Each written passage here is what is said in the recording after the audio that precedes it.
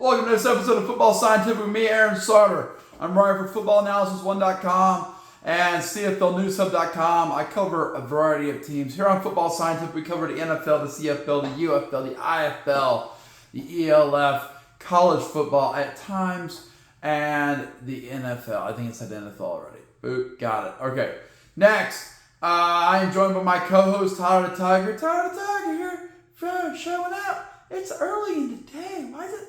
Why are we recording so early today? We're recording early. We got flooded out of school, no school today. I had practice this morning at 4:15. I got up at 4:15. Had practice this morning at 6 a.m. And then no school today because of the flooding going on in Chattanooga. Okay, that's a lot of water. Golly, you didn't make it and get caught in the flood or anything. Yeah, it's good when you get caught in the flood. It's cool, but we're looking out for the families out there who were not as lucky, Yeah, they're definitely not as lucky. That's unfortunate. Okay, well, let's talk about football instead, okay? I want to talk about football. Okay, let's talk about football, Tyler. Here we go. First, big news. Buffalo Bills running back James Cook. If you remember, he sat out of the Giants game, the first preseason game last week. They wanted to play. He wasn't going to play, man. He wanted to get this new contract. As far as we knew, he was still holding in yesterday, but he has now officially reached an agreement with the Buffalo Bills, 4-year extension, $48 million, $30 million guaranteed. So that's good for James Cook. He got what he needed. The Bengals, watch out, Bengals. See, it can happen. Buffalo Bills got a deal for a guy holding in. You could do the same for Trey Hendrickson. Okay. All right. Green Bay Packers. GM Bryant Gutekunst says that, hey, Jordan Love hurt his thumb. I guess he hurt his thumb hitting a helmet against the Jets. He had, followed through and he bumped his thumb. It's his left hand. It's his non-throwing hand. So somebody hit something. He's getting it fixed. They said he should be good for practice next week. It's his non-throwing hand, y'all. Okay, Houston Texans. They're placing tight end Brevin Jordan on the season-ending IR list due to a knee injury, so it sounds like he's done. Green Bay Packers signed running back Tyrion Davis-Pine. Okay, so we're going to see what he does. For the Packers, trying to get some depth at running back. New York Jets, quarterback Tyrod Taylor. He had orthoscopic knee surgery. He'll be out the rest of the preseason, but he should be back in quarterback behind Justin Fields after the preseason. Minnesota Vikings offense. Minnesota Vikings, they have placed wide receiver Rondell Moore on the season injury list. He got injured, man. Sad to see. Guy from Louisville, semi-local guy, injured. Done for the year. Okay, all right. LA Chargers. Najee Harris was seen participating with a trainer with a football. So maybe he's doing drills. He was not doing drills with a team, but he's trying to do some stuff. Okay, just a surface injury. Yeah. If he's able to return for the season, he'll be getting mixed in with Omarion Hampton. But if not, it'll be another running back being moved to Omarion Hampton.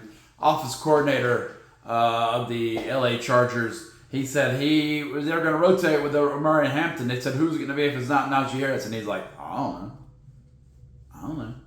Someone. Duh. New Orleans Saints re-signed former Arlington Renegades tight end Seth Green from the UFL. Washington Commanders, Terry McLaurin and quarterback Jaden Daniels and GM Adam Peters have been seen hanging out together. I guess maybe he's making some progress on a deal, or maybe he's faking it. I think he's faking it, maybe. I have him on my fantasy team, so I hope they sign him and he gets to play. I hope so. Pittsburgh Steelers quarterback Aaron Rodgers. Not happy with the helmet he has. He likes his old one. He doesn't want a new helmet. He's getting grumpy in his old age, man. This has got to be his last year. If they might just release him. Yeah, let's release Aaron Rodgers. Goodbye, Steelers. Let's go Bengals. Win the AFC North. Okay. That's the Ravens. Sorry. Buffalo Bills. 2-time Pro Bowl running back. Yeah, he got his extension. We got that. Okay, I got that news this morning. So that was why that happened like that. Okay. Cleveland Browns quarterback Shedeur Sanders, after all this time, finally earning some credit. He suffered an oblique injury. Another injury of a quarterback in Cleveland. Cleveland, what are you doing? What are we doing to the quarterbacks in Cleveland? All these people getting hurt. Cleveland's very irresponsible. Cleveland's very irresponsible. Bad Browns. Bad. That's what we're going to be saying all season. Bad Browns. You're bad. It's a different tone, I guess. New York Jets cornerback Sauce Gardner. He has some calf pain. And Aaron Glenn's being like, we're going to evaluate it, yo. But Sauce Gardner's like, I don't want to practice. This is boring. Pittsburgh Steelers quarterback Aaron Rodgers. Not only is he unhappy about his helmet, he's being a real grumpy old man. He's also got a possible calf shin injury, and they're icing it. You know, they're wrapped in ice. He doesn't want to practice. He doesn't like the helmet. Also, his leg hurts. Ow, my leg hurts. My leg hurts too, all the time. I'm not going to play in the NFL. Maybe that's a sign, Aaron Rodgers. Hang it up, bro. Okay, New Orleans Saints. They are working out. Former Chiefs wide receiver Justin Ross. They're looking for something, man. They're looking for something. They're like, we got to get something cooking here, man. It's not working out for us. Okay, in the IFL, there was some moves made, but not any relevant moves. The IFL National Championship. Bay Area Panthers released offensive lineman Antonio Derry. They released running back Marcus Kraft, I guess. And then they released wide receiver Jalen Taylor. Okay, so they're just dumping their roster, getting ready to make some adjustments for the next season. The UFL Michigan Panthers, they have re-signed linebacker Deshaun White and defensive back Bryce Tornadin. He retires. They didn't re-sign him. He retired. But they did re-sign Deshaun White. Okay, the San Francisco 49ers signed Michigan Panthers wide receiver Malik Turner. They're looking for answers at wide receiver. Might get a chance, man. New Orleans Saints signed St. Louis Battlehawks center Mike Panasiak. So that's another opportunity for the UFL guys to see if it pays off for them. Boom. Okay, CFL, bunch of roster moves. Montreal US added from the 6-game injured list. National linebacker Gabriel Lassard. They moved to the practice roster American linebacker Katie Davis. They moved to the practice roster American defensive lineman Corey Roberson Jr. They moved to the practice roster National defensive lineman Philippe Lemieux Cardinal. And then they also signed this earlier today, just a few minutes ago really. They signed former Toronto Argonauts backup quarterback, and former Vegas Nighthawk quarterback Cameron Dukes. So, I mean, that's good. He played with Toronto. He made some plays. He did pretty well. They need some quarterback help because David Alexander's still being hurt. So, maybe he's an answer for him. Last time he played in the CFL, he was part of a Grey Cup championship with Toronto. So, I mean, that's good energy to have. Toronto Argonauts, they moved to the 7-game injury list. American defensive back Mark Milton has been moved to the 7-game injury list. They added to the practice roster American defensive back Willie Drew Jr. They added from the practice roster national fullback Walter Gabriel, filling in for Garant Gouchier. Okay, and they added from the practice roster American offensive lineman Brandon Kemp, so he's back on the active roster. Okay, boom. Next, Saskatchewan Roughriders, they released American defensive back Eddie Heckard. Winnipeg Blue Bombers, they released national long snapper Mike Benson. BC Lions, they have released national offensive lineman Hunter Stewart. They moved to the practice roster American linebacker Jeremy Lewis. And they moved to the practice roster American running back Xander Horvath. And they released American quarterback Garrett Schrader. Ottawa Red Blacks, they added from the practice roster American defensive back or national defensive back King Ambers, and they moved to the practice roster national offensive lineman Samuel Curry. Okay, Hamilton Tiger Cats, they announced that national defensive back Jalen Netrachuk, he is retired. He's retiring from the CFL. All right, so this takes us into tomorrow night. We got CFL games going. I got some extra time today, with the flood situation. So I just want to go through my CFL betting guide real quick, okay? So, first, tomorrow night, Thursday, August 14th, 8:30 p.m. Eastern, we get the Ottawa Red Blacks at the Winnipeg Blue Bombers. This could be a big game down the stretch. Winnipeg's competing for that third spot in the West Division. Also, BC Lions would currently be a crossover team, knocking out Ottawa Red Blacks. If Ottawa can win this, they would reclaim their spot at third place, and BC would now be threatening Winnipeg Blue Bombers, which has been a long time, since 2000-something or other, that Winnipeg's not made the playoffs. So it's a big deal. This is a big game, man. Ottawa can come in and get this win, and they could really change the face of the East and the West in this game. Do I have that happening? I don't. I don't have that happening. I have the Ottawa Red Blacks going to Winnipeg and losing 27-25. I think Zach Collaros is looking more healthy. They'll probably lean on their running game. If their defense can make something happen, I think they'll beat Ottawa. Now, Drew Brown's there. Drew Brown had a good week last week, and he beat Toronto. I think Winnipeg's going to win at home, though, and keep themselves alive in the West, and Ottawa will fall back in the East. That's what I'm predicting, okay? 27-25, total points, 52 points. DraftKings agrees with me, partially. They have Winnipeg Blue Bombers favored by 5.5 points. So Ottawa's a 5.5 point underdog. I think over-under is 51.5. That's what DraftKings said, 51.5. So I got this game going. I got Winnipeg winning it. But the best bet, the best moneymaker, would be Ottawa Red Blacks with the points. I don't think Ottawa's going to win this game, but I think they'll keep it within 5.5. And I think this game's going to go over. So if I was going to bet on this, which I'm not, but if I was going to, I would go over, and I would go Ottawa with the points. Friday, August 15th, 9 p.m. Eastern, Toronto Argonauts, 2-7, Edmonton Elks, 2-6. They're playing for the bottom of the division. But if Toronto wins and Ottawa loses, Toronto would be creeping back into the third place window. Edmonton got a big win last week at Montreal, but Montreal's hurting without Davis Alexander. Toronto's hurting without Chad Kelly. Then they got Nick Arbuckle there. I don't suspect Chad Kelly's coming back, man. I think it's permanent. So it's good to see that they stink a little bit. It's okay. They won the most Grey Cup championships in the history of the CFL, so maybe they'll be okay with not winning this one. Let's go Tiger Cats. Boom. So I got Toronto going to Edmonton. I got them winning this game on the road, 29-23. 52 total points being scored. DraftKings, this is agree with me. They don't agree with me, okay? And they got Edmonton Elks winning this game by 3 points. They got Edmonton being a 3-point favorite. Toronto, 3-point underdog. Over-under at 53.5. I got this going under. I got to go under, and I got it going money line Toronto. I think Toronto's going to win this game. So that would be your best bet. Is pick Toronto. That'd be good money. It's going to go under. I think it's going to be a low-scoring affair. It's going to be a ground and pound game.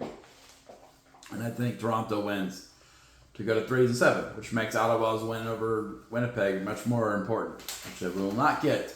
Okay, Saturday, August 16th, 3 p.m. Eastern. Really, what I view, I'm billing this a preview of the Grey Cup Championship. Yup, I'm being real positive, okay? So I'm billing this a preview of the Grey Cup Championship. That's what my article will be when I write it today about this game. We got Hamilton Tiger Cats going to Saskatchewan Roughriders, 6-3 versus 7-1. First in the East versus first in the West. I mean, Hamilton is dealing with some injuries, but I think they're going to be real motivated to win this game after losing Saskatchewan earlier. Saskatchewan is beatable. They do have the best defensive front and best offensive line in the league right now. They do have a great running back in AJ Ouellette. Trevor Havers has been managing games really well. But second half of the season, Saskatchewan tends to struggle. Hamilton tends to hit their stride second half of the season. This is the second half of the season for both teams. So traditionally, Hamilton starts slow, hits their stride midseason, and tries to make a run for the playoffs. They've not had a bad start. They did initially, but they turned it around. I think they'll still finish strong. Okay, undefeated? Maybe. I think they may be going undefeated to finish the season 15-3. Be like 2019 all over again. So Saskatchewan Roughriders are known to do the opposite. They start fast and they finish slow. They struggle at the end. So with that in mind, I got Hamilton winning this game 32-29 at Saskatchewan. 61 total points. I think it's going to be a lot of points being put up, although Saskatchewan's defense is very good. But I think the Kenny Lawler, Tim White, Keandre Smith attack is too much for the Rough Riders. They weren't really in sync when they got beat by Saskatchewan in the first game of the year. Okay, but they're in sync right now. So I got Hamilton winning 32-29. DraftKings does not agree with me, surprisingly enough, on this one, but I also went 0-4 last week, so it's hard to say. Hamilton Tiger Cats, they got Saskatchewan favored by 3.5 points. Hamilton is an underdog by 3.5 points. Over-under is 53.5. So if I was going to bet on this, which I'm not, I would have this go. I would pick Hamilton with the points. I think they're going to keep it within 3.5. I think they're going to win the game, honestly. But money line, I'd rather go with the points. And then I got to go over on 61 points. I got this game going over. Two really good offenses in the league. Why would they go under, man? Okay, Saturday, August 16th, 7 p.m. Eastern. We got Montreal UFL trying to bounce back from getting defeated by Edmonton Elks last week. Traveling to the BC Lions, who beat them in Montreal in a very controversial ending, if you remember, the big fight and stuff like that. So it should be an entertaining game, if nothing else. I think Montreal's struggling without Davis Alexander. Can Cameron Dukes come in and lead them to a victory? I say no. I got BC Lions win this game 27-24 at home. I think they are playing pretty good football right now, and Montreal is struggling. I say 27-24 BC Lions. DraftKings partially agrees with me. They got BC winning this game by 4.5 points. I'm not sure it's a 4.5 point underdog. Over-under 51.5. It's really close to my call, but I'd say it's going to go under slightly, and I say BC wins this game on the money line. They're going to win straight up. I don't know how much they're going to win by, but they're going to win straight up. Okay. All right. Then I got the playoff scenarios for this weekend's games in the ELF. I'll have the ELF predictions probably Friday night, late Friday night, maybe like 1 o'clock in the morning or something. You know, we got a game in Grundy County, scrimmage. Okay. So here's the playoff scenarios you need to look at. Munich Ravens, they got a chance to play for a bye week. If they win, okay, and Vienna Vikings and Nordic Storm lose, they're the number 1 seed, y'all. Okay. If they win and just the Vikings lose, they're the number 1 seed. Okay. If they win and the Vikings win, they're the number 2 seed. If they lose and the Nordic Storm win, they're the number 2 seed.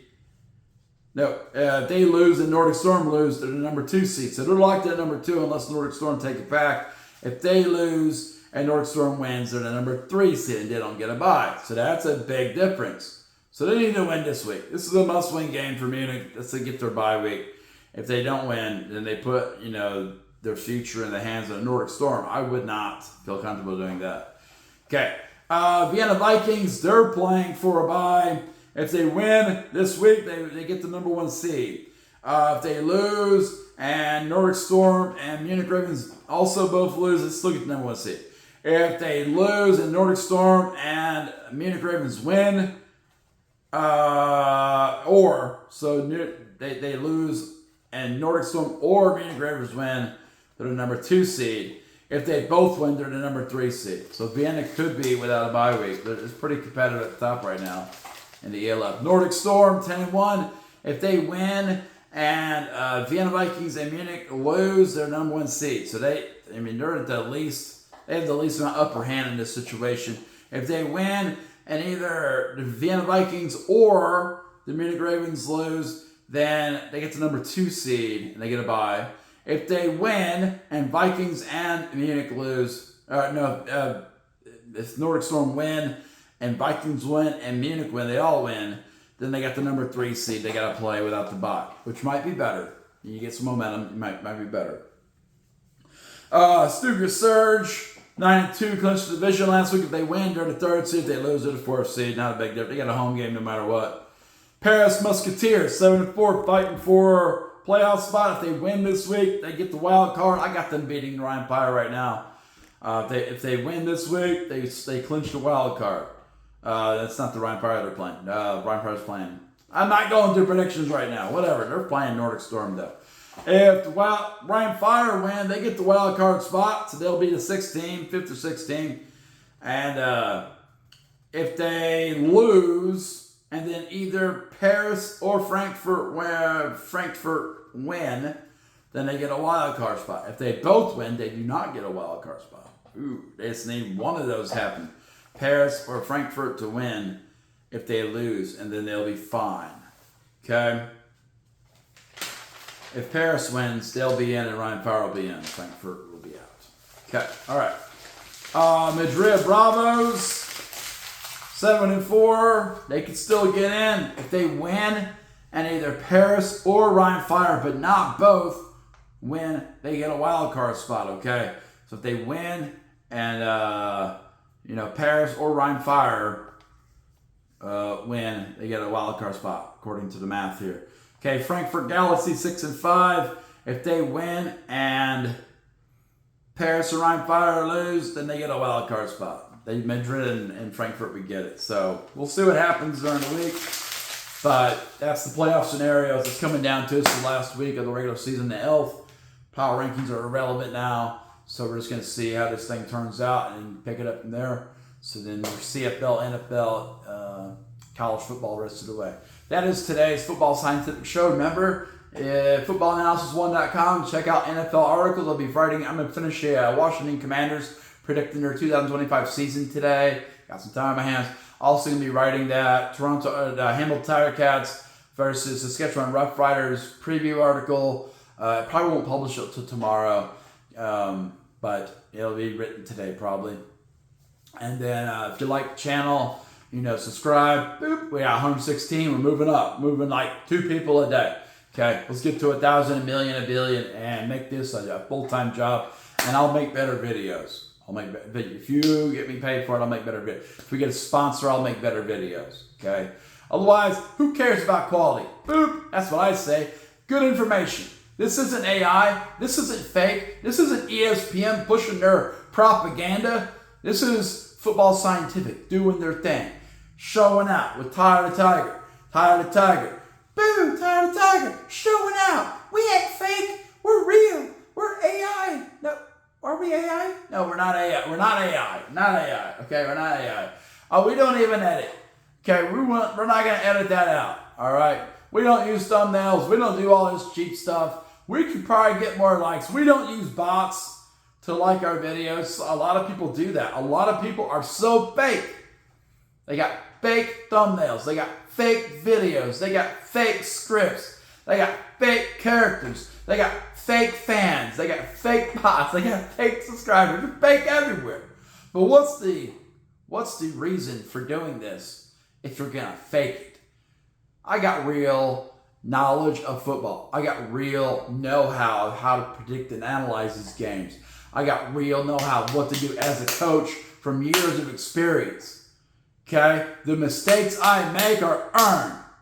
They're my scars showing exactly how this ride has been rough. It's been rough. Okay? Got it? So if you're liking the channel, like the video, you'll get more of them. I'm going to write those articles, but I might do a college football one or something today or tomorrow. I got some time tomorrow. So that's it. Football Scientific, the portal is closing.